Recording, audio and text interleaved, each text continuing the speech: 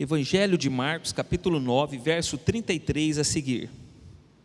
Tendo eles partido para Cafarnaum, estando ele em casa, interrogou os discípulos: que é que discorrieis pelo caminho? Mas eles guardaram silêncio, porque pelo caminho haviam discutido entre si sobre quem era o maior. E ele, assentando-se, chamou os 12 e lhes disse: se alguém quer ser o primeiro, será o último e servo de todos. Trazendo uma criança, colocou-a no meio deles e, tomando-a nos braços, disse-lhes: qualquer que receber uma criança tal como esta, em meu nome, a mim me recebe. E qualquer que a mim me recebe, não recebe a mim, mas ao que me enviou. Disse-lhe João: mestre, vimos um homem que em teu nome expelia demônios, o qual não nos segue, e nós lhe proibimos, porque não seguia conosco. Mas Jesus respondeu: não lhe proibais, porque ninguém há que faça milagre em meu nome e logo a seguir possa falar mal de mim, pois quem não é contra nós é por nós. Portanto, aquele que vos der de beber um copo de água em meu nome, porque sois de Cristo, em verdade vos digo que de modo algum perderá o seu galardão. Meus queridos irmãos, desde Gênesis capítulo 3, fica muito claro para nós que existem duas linhagens sobre a terra: a semente da mulher e a semente da serpente. A semente da mulher é a semente pela qual nos foi prometida a promessa de Deus nos alcançar, nos resgatar e nos incluir na sua família, no seu povo. A semente da serpente é a semente daqueles que não vão servir ao Senhor, não vão adorar a Deus, não vão fazer parte da família de Deus e da igreja do Senhor. Quando a gente olha para o Evangelho de Marcos, nós já estamos nos aproximando do capítulo 10, nós também percebemos que existem dois grupos, pelo menos, que andam perto de Jesus. O primeiro grupo é o grupo dos discípulos, e o segundo grupo é o grupo da multidão. A multidão no Evangelho de Marcos, muito embora seja graciosamente abençoada por Jesus, nós sabemos, porque já lemos o Evangelho inteiro, que no final a multidão vai pedir para que Jesus seja crucificado, vai negar o Senhor Jesus, não irá reconhecê-lo como Senhor e como Salvador da vida deles. Por outro lado, Jesus está insistindo com os seus discípulos que no futuro irão fazer uma revolução no planeta Terra. Atos capítulo 17, quando os discípulos de Jesus chegam àquela cidade de Éfeso, então alguém exclama e diz: ora, chegaram no nosso meio aqueles que têm colocado o mundo de cabeça para baixo, ou seja, os valores do reino de Deus estão invadindo aquela cidade, e agora o reino de Deus está avançando ali naquele lugar também. Então, quando olhamos para o capítulo 9 e para o capítulo 8, especialmente de Marcos, nós sabemos que Jesus está tendo um particular com seus discípulos. Jesus deixou a multidão de lado e agora está ensinando princípios importantes do reino de Deus para os discípulos do Senhor Jesus. Nesta noite, nós vamos receber a membresia da igreja, nós vamos receber a família de Deus, novas pessoas, e então é importante nós lembrarmos o que Jesus espera dos seus discípulos, mais uma vez, como temos feito reiteradas vezes aqui neste lugar. E olhando para esse texto, que fala sobre o discipulado de Jesus com os seus 12 discípulos, que futuramente seriam 12 apóstolos, Jesus tem pelo menos 2 ensinamentos que eu quero destacar para cada um de nós nesta noite. E o primeiro ensinamento fala sobre a necessidade que os discípulos de Jesus têm de servir ao próximo e de abandonar o desejo de grandeza nas mãos do Senhor. Essa ênfase, este princípio, vai do versículo 33 até o versículo 37, que eu quero ler, explicar e aplicar para as nossas vidas agora. Então, diz o verso 33: tendo eles partido para Cafarnaum, estando ele em casa. Então nós sabemos que eles estavam lá no norte da Alta Galileia, e eles saíram então de Cesareia de Filipe, e estão caminhando para Cafarnaum. Entre esse espaço, eles pararam no deserto, e nos versículos 30 a 32, Jesus já ensinou sobre o Filho do Homem. Agora eles estão avançando um pouco mais, e chegaram na casa de Pedro, onde Pedro morava, lá em Cafarnaum, que fica a poucos metros da sinagoga, aonde sempre o Jesus, nosso Senhor, estava ensinando a cada um deles. E quando Jesus, estando já na casa, Jesus vai interrogar os discípulos. Jesus vai fazer uma pergunta para os discípulos, e a pergunta é a seguinte: de que é que vocês discorrieis pelo caminho? Sobre o que vocês falavam no caminho? Eu estava observando vocês, e eu vi que vocês estavam tendo uma conversa acalorada, uma conversa que não é muito comum no meio de vocês. Então, os discípulos, diz o versículo 34, guardaram silêncio. Por quê? Porque pelo caminho haviam discutido entre si sobre quem era o maior. Irmãos, olha que riqueza e que beleza. Aquilo que a teologia chama de exegese, ou de analisar o texto dentro do seu contexto, para entender o que o texto está dizendo para nós. Então, quando a gente olha para o verso 30, 31 e 32, Jesus estava ensinando sobre o Filho do Homem, que na cabeça dos discípulos era um título deturpado, e Jesus disse que o Filho do Homem, ele iria ser entregue na mão dos homens, ele iria padecer na mão dos homens, e ele iria morrer. Jesus ensinou isso lá no deserto. Vida que segue, a viagem continua até chegar em Cafarnaum. Então, os discípulos agora, conversando entre eles, disse: e se essa teoria de Jesus sobre o Filho do Homem for verdade mesmo? E se ele realmente for entregue na mão dos homens, sofrer, padecer e morrer? E se isso for verdade mesmo? A pergunta é: quem vai ser o sucessor de Jesus? Eles estão acreditando que Jesus vai fazer uma revolução militar. E agora no caminho surge essa questão: depois que Jesus fazer a revolução militar, eles já estão na próxima viagem programada para Jerusalém. A ideia é que naquela Páscoa, a última Páscoa de Jesus com os 12, uma revolução vai acontecer. Então agora surge uma pergunta no meio deles: se Jesus realmente morrer, quem é que vai ser o sucessor de Jesus? Quem é que vai ser o líder de toda essa nossa turma? E aí começa essa discussão. Gente, vocês conseguem perceber o impacto disso?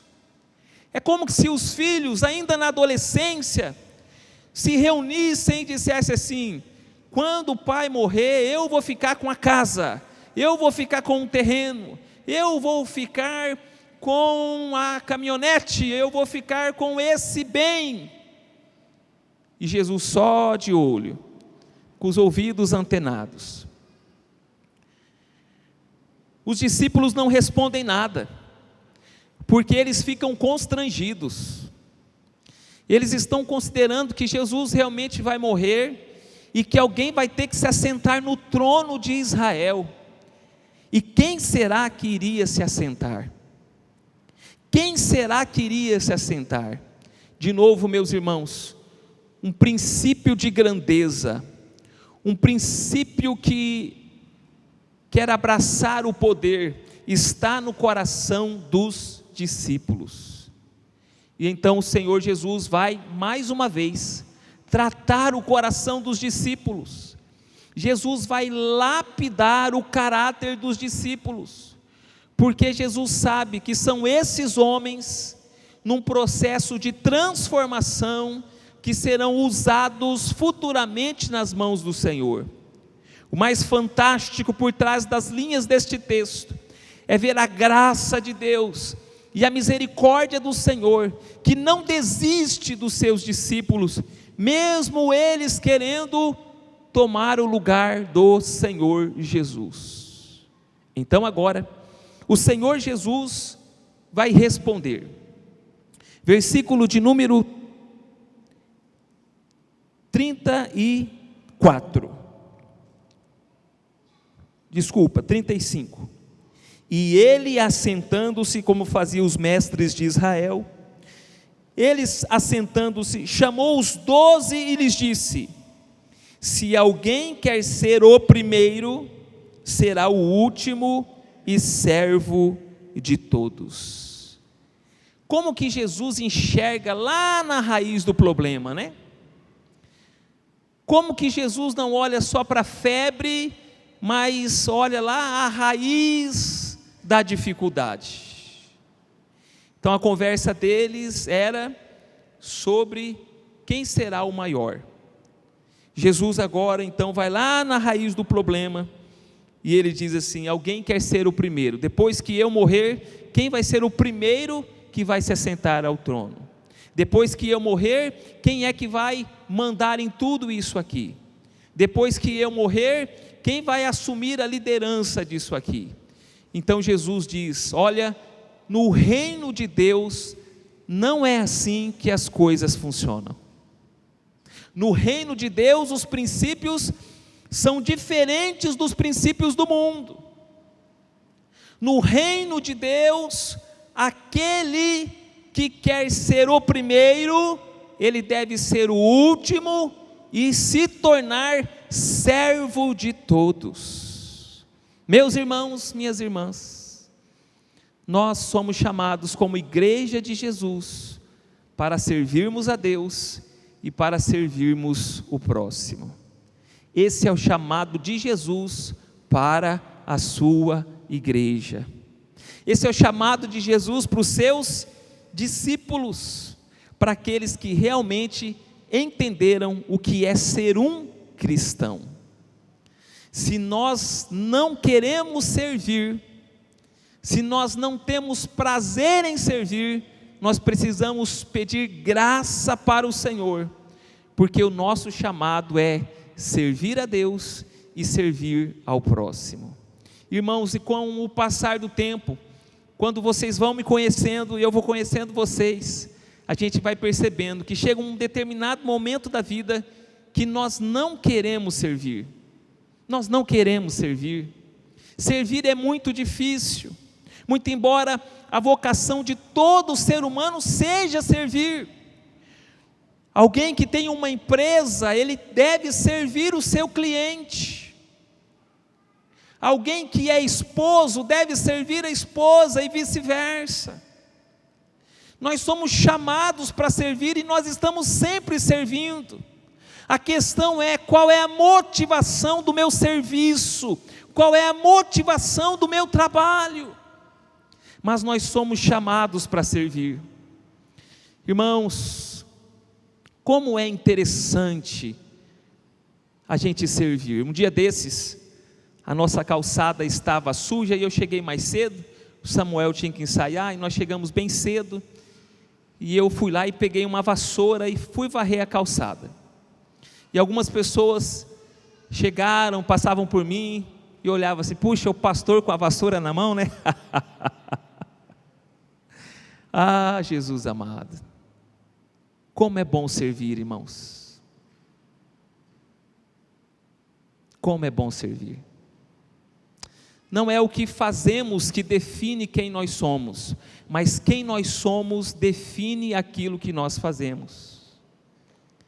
Se no meu coração existe uma sede pelo poder, os fins vão justificar, os meios vão justificar os fins. Mas se o meu coração, chamado por Jesus, é um chamado para servir, meus irmãos, então eu vou fazer qualquer coisa que esteja ao meu alcance, porque tudo que eu fizer será feito para a glória de Deus.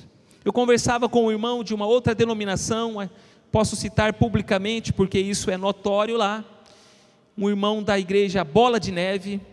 Bola de Neve é uma igreja, tá bom, gente? Não vai pensar que são os problemas da vida que viraram a bola de neve, tá bom? É uma igreja, Bola de Neve. E ele dizia que quando os membros chegam lá, a primeira etapa do serviço é lavar os banheiros. E ele me falava: eu fiquei lá, pastor, lavando os banheiros 6 meses. Hoje eu sou um líder de grupo pequeno, mas quando eu cheguei eu fui lavar os banheiros. Será que nós temos pessoas dispostas a lavar o banheiro aqui na nossa igreja? Eu já ouvi gente reclamando porque tinha que fazer um cafezinho da manhã. Será que vale a pena, irmãos, fazer as coisas reclamando, sem o desejo realmente de servir a Deus e servir o próximo? Bom, daqui a pouco a gente vai voltar sobre esse tema, porque Jesus não apenas explica, mas Jesus também aplica aquilo que Ele quer ensinar. E olha então o versículo de número 36, trazendo uma criança, colocou-a no meio deles, e tomando-a nos braços, disse-lhes: qualquer que receber uma criança tal como esta, em meu nome, a mim me recebe, e qualquer que a mim me recebe, recebe a mim, mas ao que não recebe a mim, mas ao que me enviou. Sabemos que quem enviou Jesus foi o próprio Deus. A palavra grega para criança aqui é paidon, significa que é uma criança bem pequenininha, talvez de 3, 4 anos no máximo. Os estudiosos, como o Osborne, diz que possivelmente, mas não é provável, mas é possível, que esta criança seja o filhinho de Pedro, e que esta pessoa que quer ser o primeiro é o apóstolo Pedro, porque no capítulo 8 o Senhor havia dito para ele: sobre esta pedra edificarei a minha igreja, tu és Pedro, e sobre esta pedra eu edificarei a minha igreja. O que Jesus está fazendo aqui? Tanto na cultura judaica, quanto na cultura romana, greco-romana, criança não tem muito valor não. Na cultura judaica, uma criança tem valor a partir dos 12 anos, porque ela já está educada.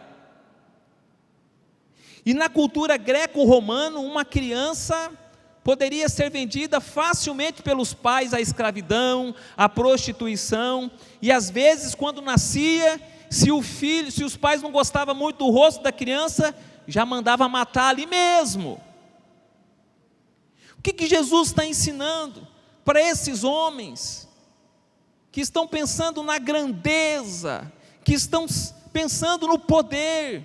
Jesus está dizendo: se você quiser ser servo de todos, para você realmente ocupar uma posição no reino de Deus, você tem que servir inclusive aquelas pessoas que são insignificantes para a sociedade.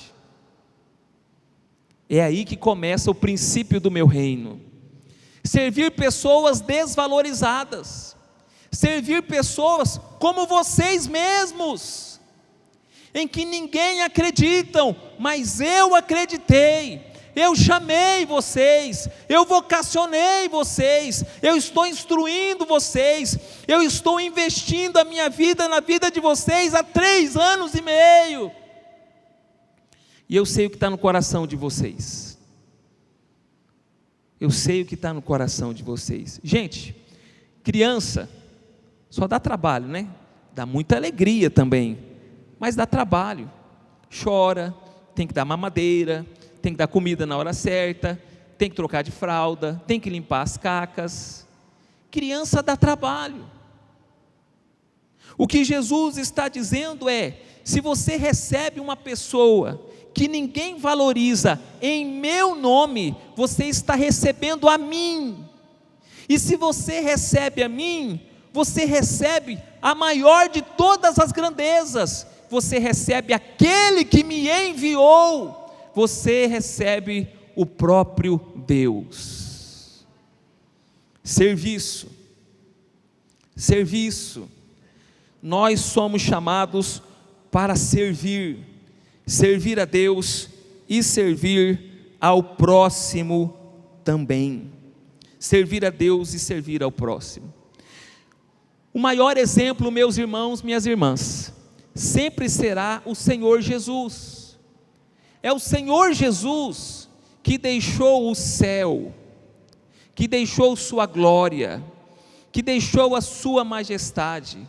Ele que era o primeiro e se fez último para servir a todos. No capítulo vizinho, capítulo 10, verso 45, ele vai dizer: eu não vim para ser servido, mas eu vim para servir e dar a minha vida em resgate de muitos. Agora, mais uma vez, o apóstolo Paulo, se você quiser abrir, por favor, Filipenses, capítulo 2, isso fica muito claro, a ideia que estamos desenvolvendo aqui.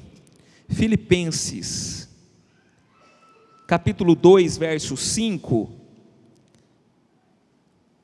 explica bem a nossa divisão que aparece ali, que os discípulos de Jesus devem servir e deixar essa ideia de grandeza nas mãos de Deus, e nós vamos entender isso, tá bom?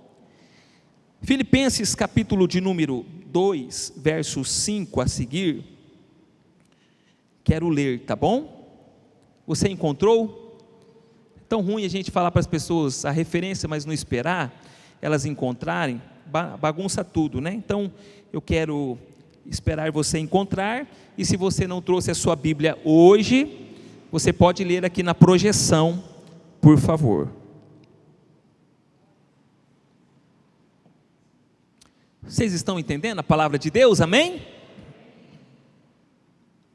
Verso 5: tendo em vós o mesmo sentimento que houve também em Cristo Jesus, pois ele, subsistindo em forma de Deus, não julgou como usurpação o ser igual a Deus. Então, irmãos, o que vem nos versículos anteriores é que havia uma certa contenda, um certo desejo por poder na igreja dos filipenses. Então agora o apóstolo Paulo vai pegar o exemplo de Cristo para tratar esse desejo de poder, esse orgulho, essa soberba. Verso 7: antes a si mesmo se esvaziou, assumindo a forma de servo, tornando-se em semelhança de homens, e reconhecido em figura humana, a si mesmo se humilhou, tornando-se obediente até a morte e morte de cruz. Pelo que também Deus o exaltou sobremaneira, e lhe deu o nome que está acima de todo nome, para que ao nome de Jesus se dobre todo o joelho, nos céus, na terra e debaixo da terra, e toda língua confesse que Jesus Cristo é o Senhor, para a glória de Deus Pai. Nosso modelo é Cristo. O que Deus espera de mim e de você? Que nós sejamos servos. Se Ele quiser nos colocar numa posição de destaque, se for a vontade de Deus, nos colocar numa posição de liderança, de destaque, isso vai acontecer. Porque pessoas que ocupam posições de liderança, seja em qualquer esfera da sociedade, mas que não têm o coração de servo, estas pessoas machucarão outras pessoas. Estas pessoas usarão outras pessoas, e isso não agradará a Deus. O nosso exemplo no texto de Marcos são as crianças. E quando a gente olha para as autoridades com ressalvas, as nossas autoridades não querem compromisso com as crianças. Nos últimos meses, um dos grandes debates na nossa sociedade é a questão do aborto. E por que querem aprovar o aborto? Porque depois do prazer da relação íntima, vem uma responsabilidade como fruto daquilo que deveria ser o amor, mas que muitas vezes não é amor. Acontece várias situações onde uma criança é gerada não por amor, mas o fato é, depois que esta criança está sendo gerada, nós devemos servir esta criança, que vai chorar, que vai precisar ser alimentada, que vai precisar ser cuidada, que vai precisar de amor, que vai precisar de educação, que vai precisar de comida, de roupa, de escola. Então o que é mais fácil? Servir uma criança, ou você aprovar uma lei que elimina a criança? A gente quer eliminar problema, não é? Nós não gostamos de problemas, mas Deus usa os problemas para tratar no nosso caráter também. Então, irmãos e irmãs, Deus deseja que nós sejamos servos de Deus, servos dEle e servos uns dos outros, amém? Servos uns dos outros, louvado seja Deus. O discípulo de Jesus, ele precisa entender isso. Nosso modelo maior é Cristo, que se tornou servo de todos.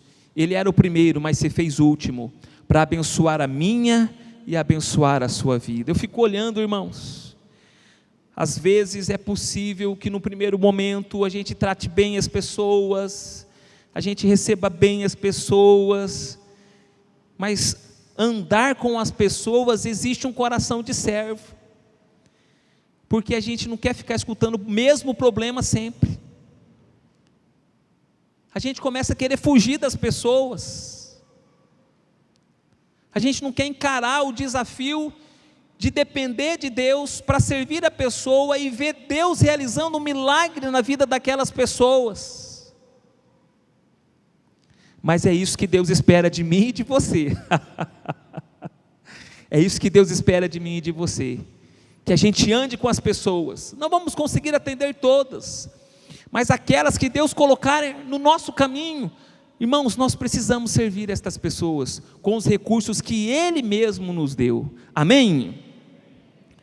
Segundo lugar, segundo princípio, segundo ensino de Jesus para nós, Jesus ensina que o discípulo ou os discípulos devem rejeitar o exclusivismo.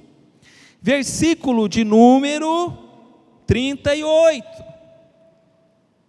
disse-lhe João, olha o João, hein? O homem do amor, o homem amável, olha o que ele vai falar, olha o homem do amor. Disse-lhe João, mestre, vimos um homem que em teu nome expelia demônios, o qual não nos segue, e nós lhe proibimos, porque não seguia conosco.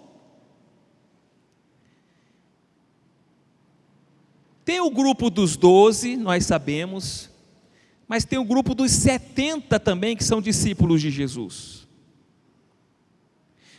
Mateus deixa isso muito claro para nós. Tem primeiro a missão dos 12 e depois a missão dos 72 discípulos. E esses discípulos de Jesus, que não são assim, do primeiro grupo mais próximo de Jesus, eles também são usados por Jesus. E agora, o João, que era o mais íntimo de todos os apóstolos, lá no coraçãozinho dele, pecador, como o meu e o seu, despertou um ciúmes. Sabe por quê? Porque nesse mesmo capítulo 9 aqui, sabe o que está acontecendo? Lá no começo do capítulo 9, tem um filho de um homem que está endemoniado, e ninguém consegue expulsar aquele demônio. Agora chega uma notícia de que existem outros discípulos que não são do grupo dos 12, que estão conseguindo expulsar os demônios. Surge um ciúme no coração de João, e João, que é o mais ligadinho ali com Jesus, diz para Jesus: Jesus, nós proibimos essa turma de expulsar demônios no seu nome. Sabe, irmãos, quando outros conseguem fazer aquilo que nós não conseguimos fazer, e os ciúmes dominam o nosso coração, se nós não nos cuidarmos, nós vamos excluir aquelas pessoas do nosso convívio. Esse é o nosso coração. Ah, vai ter a festa lá na minha casa, tal, mas esse eu não vou chamar não. Não, ele está melhor do que eu nessa área. Esse eu não vou chamar não. Vamos deixar ele para o final da lista aqui. O que Jesus vai ensinar para os discípulos? Verso 39. Mas Jesus respondeu: não lhe proibais, porque ninguém há que faça milagre em meu nome, e logo a seguir possa falar mal de mim, pois quem não é contra nós, é por nós. Jesus está dizendo: ei gente, eu não vou usar só vocês aqui não, viu? Eu vou usar outras pessoas também. Vocês estão mais perto de mim, eu estou treinando vocês, mas vocês não são o meu grupo exclusivo. Outras pessoas receberão o Espírito Santo também. Outras pessoas vão testemunhar da salvação também. Outras pessoas vão pregar o Evangelho também. Outras pessoas vão aconselhar outras pessoas também. Outras pessoas terão grupos pequenos também, onde o meu nome vai ser glorificado, onde o caráter deles serão tratado. Não vamos fechar a panelinha não. Eu vou usar outras pessoas. Verso de número 41. Porquanto aquele que vos der de beber um copo de água em meu nome, porque sois de Cristo, em verdade vos digo, que de modo algum perderá o galardão. Aleluia. Jesus está dizendo: tem recompensa para todo mundo. O céu é uma riqueza de Deus, e todo mundo que trabalhar em meu nome, para a glória de Deus, vai ter recompensa.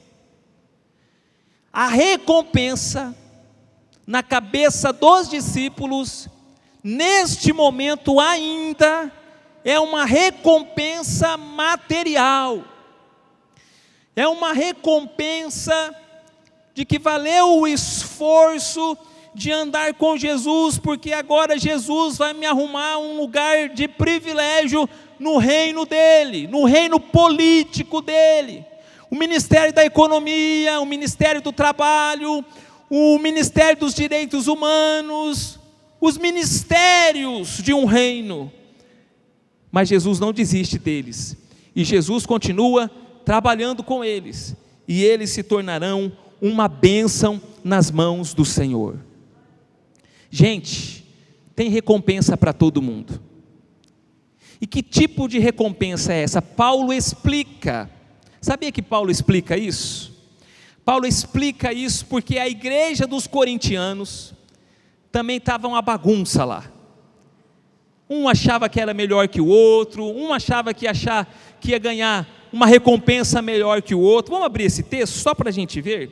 Primeira de Paulo aos Coríntios, capítulo 3, verso 10, vamos dar uma olhadinha nesse texto, versículo 10, segundo a graça de Deus que me foi dada, lancei o fundamento como prudente construtor, e outro edifica sobre ele, porém cada um veja como edifica. O apóstolo Paulo que plantou essa igreja, foi ele que evangelizou os irmãos e começou a igreja lá, ele que lançou o alicerce, o fundamento, e o fundamento é Cristo.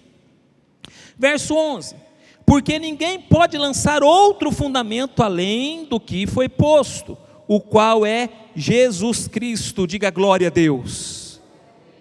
Verso 12: contudo, se o que alguém edifica sobre o fundamento, sobre a igreja que está alicerçada já, se o que alguém edifica sobre o fundamento é ouro, prata, pedras preciosas, madeira, feno, palha, manifesta se tornará a obra de cada um, pois o dia com letra minúsculo ou maiúsculo, o dia do juízo, o dia do julgamento final, pois o dia a demonstrará, porque está sendo revelada pelo fogo, e qual seja a obra de cada um, o próprio fogo o provará.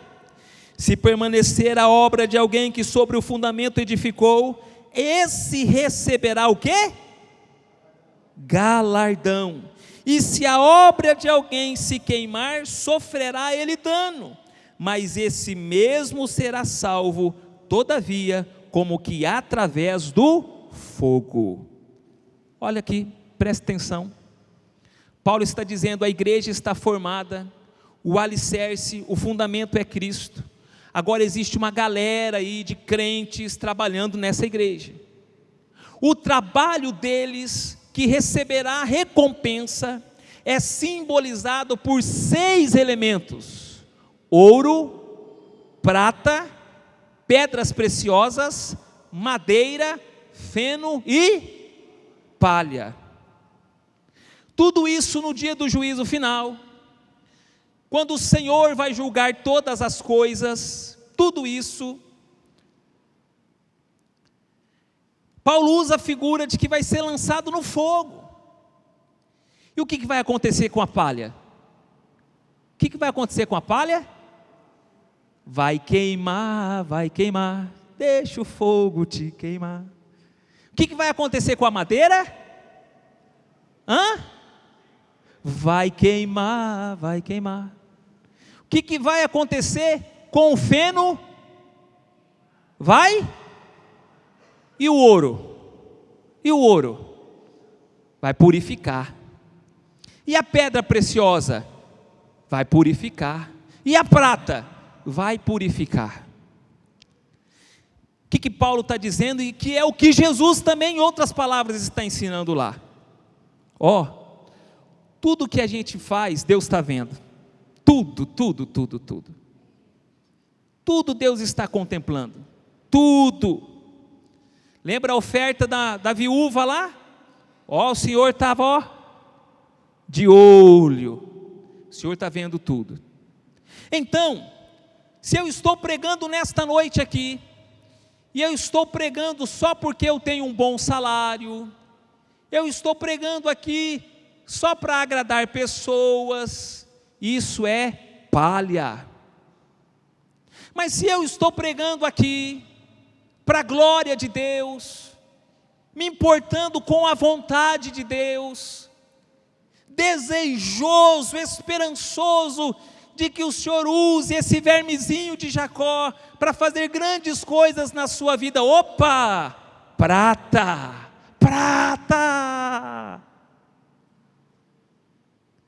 O pessoal está trabalhando no som, na projeção, puxa vida, domingo, chuvinha gostosa, podia ter ficado em casa, mas eu tenho que ir lá na igreja trabalhar, eu tenho que ir lá na igreja servir. Feno. Mas se ele diz assim: não, o Senhor me salvou, meu nome está escrito no livro da vida, o Senhor perdoou todos os meus pecados, eu tenho prazer e alegria ao Senhor. Pode chover canivete, pode chover granizo. Ontem choveu granizo, né? Choveu granizo, pode chover granizo e tal. Eu não estou nem aí, eu vou lá e vou servir a Deus de todo o meu coração. Eu vou servir a Deus e vou servir os irmãos de todo o meu coração. Ouro! Você está entendendo? Escola bíblica dominical. Despertador não, celular que desperta, né? Celular que desperta. Tocou lá, 8 horas, você olha, mais 10 minutinhos, vira para o outro lado. Passou 10 minutinhos, mas já 10 minutinhos, mais 10 minutinhos, mais 10, 8h30, tocou de novo. Senhor, mas eu tenho que ir lá mesmo, Senhor. E sua mãe te chama, fala, você não vai para a escola bíblica, mas por que eu tenho que ir? Porque você é professor das crianças, você precisa dar aula, de novo dar aula para aqueles pirralhos, de novo dar aula para aquelas crianças, meu Deus do céu, sabe o que é isso? Isso é feno, vai queimar que você não vai nem ver no dia do juízo final. Irmãos, tudo tem recompensa, quando a gente faz de coração para Deus. Diz a palavra de Deus em Hebreus, que o nosso Deus é um Deus justo, e que todos aqueles que trabalham para Deus, Deus nunca vai ficar devendo nada. O coração do discípulo tem que estar enraizado nesses princípios. O princípio de que se você não fizer, nós vamos sentir muito a sua falta. Mas se você não fizer, Deus, por graça, bondade e misericórdia, vai levantar outro para colocar no seu lugar. Ninguém é insubstituível. Se der um piripaque em mim, irmãos, vai vir outro pastor aqui pastorear vocês.